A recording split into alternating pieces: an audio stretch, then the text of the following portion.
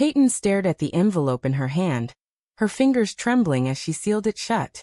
Inside were the photos, crisp, undeniable evidence of Everly's betrayal, captured in secret over months of suspicion turned to certainty. She had paid for everything. The venue, the flowers, the honeymoon suite, all for the woman she once loved more than life itself, only to uncover this shattering truth on the eve of the wedding. The city lights of New York blurred outside her apartment window as Peyton paced the floor, her mind a whirlwind of rage and heartbreak. How had it come to this? She thought back to their college days at NYU, where she and Everly had met in a literature class, bonding over shared dreams and hidden desires. Peyton had come out first, boldly embracing her identity as a lesbian in a family that prized tradition above all else. Her parents, conservative financiers from the Upper East Side, had cut her off financially for years, forcing her to scrape by on scholarships and part-time jobs. But Everly, beautiful, enigmatic Everly, had been her anchor, her secret flame. Their relationship had blossomed in stolen moments. Late-night walks through Central Park, whispered confessions in dimly lit cafes. Everly's family was even more stifling. Devout Catholics from a small town in Pennsylvania, who viewed anything outside heteronormative marriage as a sin. "I can't tell them," Everly had sobbed one night in Peyton's arms. "They'd disown me. I'd lose everything." Peyton had understood, or so she thought. She had pushed down her own needs, content to love in the shadows if it meant keeping Everly safe. But graduation changed everything. Everly pulled away, citing pressure from home to settle down properly. Peyton's heart shattered when Everly announced her engagement to Jordan, a polished marketing executive who fit the family's ideal. Successful, charming, and crucially, a woman who could pass as the perfect partner in their eyes. Wait, no, Jordan was a woman, but the engagement was a facade, or so Peyton had convinced herself at first. Everly insisted it was real, that she had moved on from their phase. Peyton, devastated, had buried her feelings deep, offering to fund the wedding as a gesture of enduring friendship. "It's the least I can do," she had said, her voice steady despite the ache. Little did she know, it would become her weapon. Now, alone in her sleek Manhattan loft, earned through years of climbing the corporate ladder in finance, Peyton replayed the discovery. It started with a hunch, a lingering glance Everly gave to her phone during bridal fittings. Peyton, unable to let go, had hired a private investigator on a whim, telling herself it was for closure. The photos arrived weeks later. Everly entangled with a man named Alex, a colleague from her graphic design firm. Not just any fling. This was ongoing, passionate, hidden from everyone, including Jordan. The images burned into Peyton's mind. Stolen kisses in alleyways, hotel lobbies, all while planning a wedding to another woman. Why? Peyton's inner voice screamed. Was it fear of fully committing to her identity? Pressure to conform to societal norms that still whispered doubts about same-sex marriages? Or was it simpler cowardice? Everly had always straddled the line, flirting with straight-passing privilege while indulging in her true desires.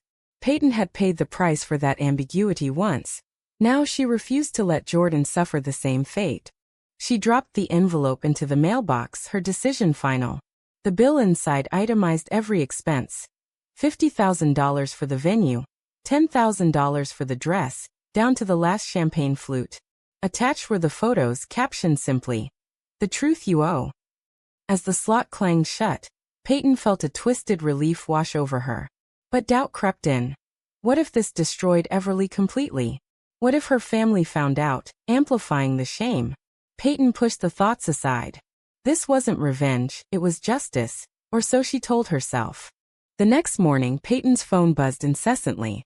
Everly's name flashed on the screen, but she let it go to voicemail. "Peyton, what the hell is this?" Everly's voice cracked through the speaker, a mix of fury and desperation. "You can't do this. Please call me back." Peyton deleted the message, steeling herself for the storm. She had crossed a line, but in her mind, Everly had crossed it first. At work, Peyton buried herself in spreadsheets, but her thoughts wandered. Her own family had reconciled somewhat after her success, but the rift lingered. "We just want you to be happy," her mother had said at their last awkward dinner, implying a normal life. Peyton wondered if Everly's betrayal stemmed from similar internal battles, the fear of being fully seen, fully judged. Society had progressed, with same-sex marriage legal nationwide, but whispers of disapproval persisted in boardrooms, churches, and family gatherings. Peyton had fought those battles alone. Everly had chosen to hide. By evening, Jordan called. "Is this some kind of joke?" Her voice steady but edged with panic. Peyton hesitated, then confessed everything. The history, the affair, the bill as a wake-up call. Silence stretched, then Jordan whispered, "Thank you. I think." The call ended, leaving Peyton hollow. Had she saved Jordan or merely transferred her pain? As night fell, Peyton poured a glass of wine, staring at old photos of her and Everly. Laughter frozen in time, promises unspoken. The betrayal stung not just romantically but existentially. How could someone she loved so deeply deny their shared truth? Peyton's resolve hardened. Tomorrow, the wedding day, would reveal all. The church bells tolled across the quaint suburb of Westchester, where the wedding was set to unfold in opulent splendor. Peyton arrived early, dressed in a sharp gray suit that masked her turmoil, her long wavy hair tied back severely. She avoided the bridal suite, instead lingering in the pews watching guests file in, Everly's family oblivious and beaming, Jordan's friends chattering excitedly. Peyton's stomach churned. What had she unleashed? Everly appeared moments before the ceremony, her white gown a vision of irony. Their eyes met across the aisle, Everly's wide with accusation. She mouthed, "Why?" Peyton looked away, her mind racing. In the envelope, she had demanded repayment not just in money, but in honesty. "Tell Jordan or I will," the note read. But Everly hadn't, it seemed. The affair with Alex was a secret buried deep, a hedge against the commitment she feared. As the organ swelled, Peyton's thoughts delved into her own sacrifices. Coming out at 19 had cost her tuition support, forcing night shifts at a diner while studying. Everly had watched from afar, offering sympathy but never solidarity. "I'm not ready," she always said. Peyton had waited, hoping. When Everly chose Jordan, a safe, socially acceptable partner from a liberal family, Peyton saw it as the ultimate rejection. Funding the wedding was her twisted way of proving she had moved on, but the investigators' findings reignited old wounds. The vows began, Jordan's voice steady as she pledged eternal love. Everly faltered, her gaze flicking to Peyton. "I do," she finally said, but the words rang hollow.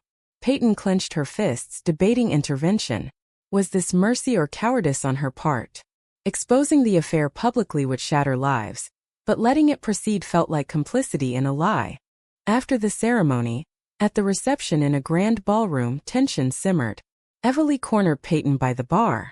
"You had no right," she hissed, her eyes glistening. "That was private." Peyton met her gaze coldly. "Private? Like our love was private? You used me, then discarded me for this charade." Everly's face crumpled. "It's not that simple. My parents, they expect grandkids, a normal life. Alex was a mistake, a way to feel in control." Peyton's heart ached at the admission. Everly's internal conflict mirrored so many in their community. The pull between authenticity and acceptance. Society touted progress, but for many, especially from religious backgrounds, the fear of ostracism loomed large. Everly's family had subtly pressured her toward heteronormativity, even in her same-sex relationship, by emphasizing traditional roles. "You could have chosen me," Peyton whispered. "We could have fought together." Everly shook her head. "You were too brave for me. I couldn't risk it." The confession hung between them, a damning indictment of fear over love. Jordan approached then, her smile fading as she sensed the undercurrent. "Everything okay?"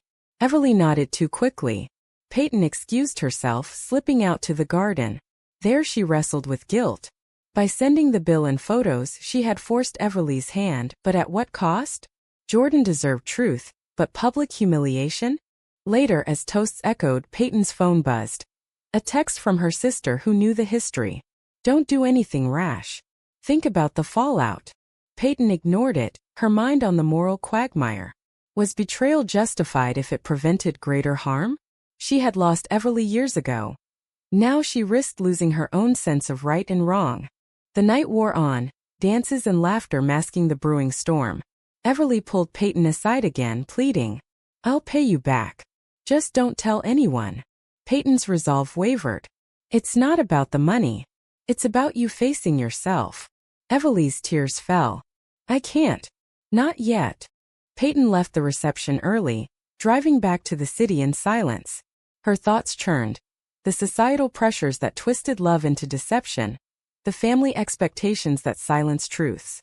She had paid dearly, emotionally, financially, for Everly's indecision. But in exposing it, had she become the villain? At home she found a voicemail from Jordan. I saw the envelope. We need to talk. Peyton's heart sank. The dominoes were falling. Dawn broke over the Hudson, casting a golden hue on Peyton's sleepless eyes. She met Jordan at a neutral coffee shop in Midtown, the air thick with unspoken accusations. Jordan slid into the booth, her face pale. Explain, she demanded, holding up the crumpled envelope. Peyton took a deep breath, recounting the history. The college romance, the hidden love, Everly's retreat into denial. I funded the wedding because I thought it would help me let go, Peyton admitted. But when I found out about Alex, Jordan's eyes widened. A man? She's bisexual. Peyton nodded. She never fully accepted her identity. Fear of family, society, it's eaten at her. Jordan absorbed the blow, her own conflicts surfacing. Raised in a progressive household, she had embraced her lesbian identity openly.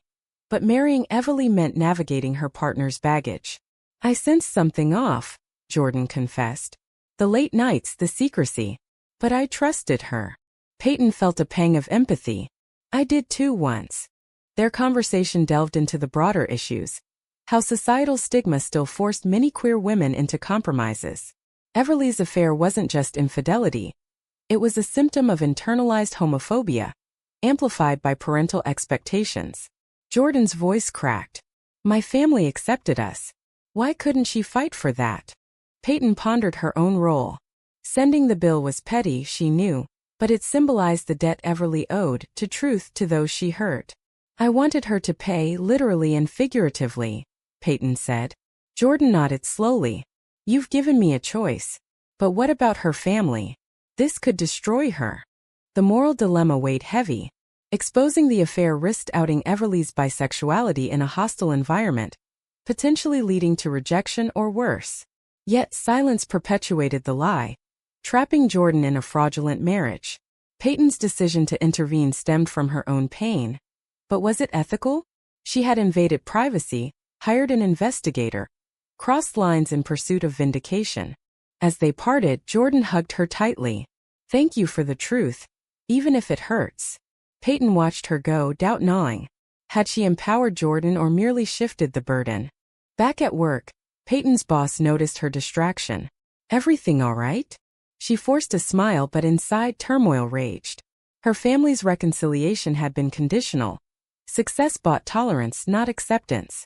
We don't discuss your lifestyle, her father once said. Peyton wondered if Everly's betrayal echoed that suppression. That evening, Everly showed up at Peyton's door, disheveled and desperate. Jordan knows. She's leaving me. Peyton's heart twisted. You did this to yourself. Everly collapsed into sobs. I love you both in different ways. Alex was escape, Jordan's stability, you passion. But I couldn't choose. Peyton's anger softened into sorrow. Everly's internal war was palpable. The clash between desire and duty, authenticity and approval. Society's progress masked the lingering scars, workplace discrimination, familial rejection. Everly had chosen the path of least resistance, but it led to ruin. I need help, Everly whispered. Peyton hesitated. Offering support meant reopening wounds, but turning away felt cruel. You have to tell your family the truth, Peyton urged. Everly shook her head. They'll cut me off. I'll lose my job, my life. The standoff highlighted the stakes. Financial independence versus emotional honesty. Peyton had clawed her way to stability. Everly relied on facades. Their argument escalated, voices rising. You're a coward, Peyton accused. And you're vindictive. Everly shot back. In the end, Everly left in tears, the rift deeper. Peyton lay awake, questioning her actions. The bill and photos, tools of revelation or weapons of destruction. The price of truth was steep, but so was the cost of lies. The fallout spread like wildfire. Everly's family arrived in New York the next day, summoned by her frantic calls. Peyton watched from afar, having agreed to a mediated meeting at a neutral hotel conference room. Everly's mother, a stern woman in pearls, glared at Peyton. "Who are you to meddle in our daughter's life?" Peyton stood firm. "Someone who loved her when you wouldn't accept her." The room tensed as truths unraveled. Everly confessed everything: the past with Peyton, the affair with Alex, her fears. Her father turned red. "This is unnatural. We raised you better." The words stung, echoing generations of prejudice. Jordan sat silently, her presence a quiet indictment. She had chosen to confront rather than flee, demanding annulment but seeking understanding. "I loved you," she told Everly, "but love can't thrive on secrets." Peyton's mind raced through her own battles. After coming out, she had faced therapy sessions forced by her parents, whispers at family events. Success in finance silenced critics, but the isolation lingered. Seeing Everly's family reject her outright amplified her resolve. Exposure, though painful, forced growth. But doubts persisted. Had she considered the collateral damage?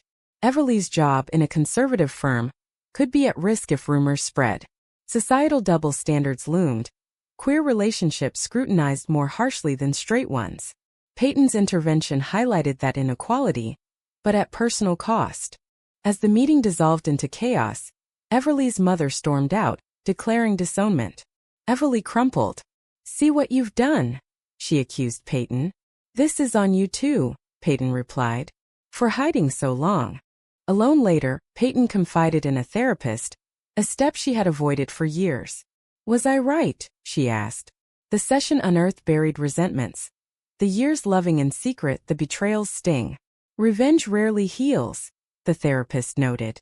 Peyton nodded, but in her heart, she believed the chaos was necessary for change. Weeks passed in a blur. Everly moved out of the shared apartment with Jordan, crashing on friends' couches. She texted Peyton sporadically. "I'm seeing a counselor, trying to figure myself out." Peyton responded cautiously, offering support without entanglement. Jordan filed for annulment, citing fraud. "You saved me years of pain," she told Peyton over lunch. But Peyton saw the toll. Jordan's trust shattered, her optimism dimmed. The affair's revelation rippled outward, affecting friends who chose sides, families who withdrew. Peyton's own circle shifted. Her sister called. "That was bold but messy. Are you okay?" Peyton admitted the emotional drain. The decision to expose had empowered her, reclaiming agency, but the guilt lingered. Moral ambiguity haunted her. Right and wrong blurred in matters of the heart. Everly's awakening began slowly. She came out publicly on social media, facing backlash but also support. "I'm bisexual," she posted. "And I'm done hiding." Peyton liked the post, a small olive branch. Yet the price was evident. Everly lost her family's financial safety net, forcing her to downsize. "I hate you for this," she told Peyton in a heated call. "But maybe I needed it." Peyton's response: "The truth sets us free, or breaks us." As high noon approached in their fractured lives, Peyton reflected on the drama's core. Choices born of fear, consequences of denial. She had paid the wedding bill. Now they all paid emotionally. Reconciliation hovered like a distant mirage. Months after the implosion, Peyton ran into Everly at a pride event in Brooklyn, the streets alive with celebration yet underscoring their personal strife. Everly looked changed, thinner, more resolute. "Can we talk?" she asked. They found a quiet bench amid the festivities. Everly opened up. "Losing everything forced me to rebuild. I'm out at work, dating openly. No more hiding." Peyton listened, her heart mixed with pride and residual hurt. "I'm glad," she said. "But the betrayal?" Everly nodded. "I was weak. Family pressure, societal expectations, they warped me. I thought marrying Jordan would satisfy everyone, and Alex was my rebellion. But I hurt you most." The admission cracked Peyton's armor. She had spent months in therapy, unpacking the pain of unrequited love and vengeance. Their dialogue touched on deeper societal ills, the invisible barriers for queer women, from wage gaps to familial rejection. Everly's parents had softened slightly, sending tentative emails, but the damage lingered. "We pay for authenticity," Everly mused. Peyton agreed. But the alternative is worse, a life of lies. Jordan had moved on, dating someone new. She forgave me, Everly said. Said your intervention was a gift. Peyton felt vindicated, yet questioned the method. The bill and photos, cruel perhaps but effective. Had gentler confrontation sufficed? As they parted, Everly hugged her. Maybe in another life. Peyton pulled away gently. Focus on this one. She walked away, the crowd's joy contrasting her introspection. In the ensuing years, Peyton rose in her career, advocating for LGBTQ+ rights in corporate spaces. Everly pursued therapy, becoming an activist against internalized homophobia. Their paths crossed occasionally, a nod to shared history. But the scars remained. Peyton wondered if her actions stemmed from love or spite. The drama had awakened them all, but at a steep price. Broken trusts, severed ties, reshaped lives. In the end, as Peyton gazed at the city skyline, she pondered the ultimate question. Was exposing a painful truth always justified? Or does the method sometimes make it unforgivable?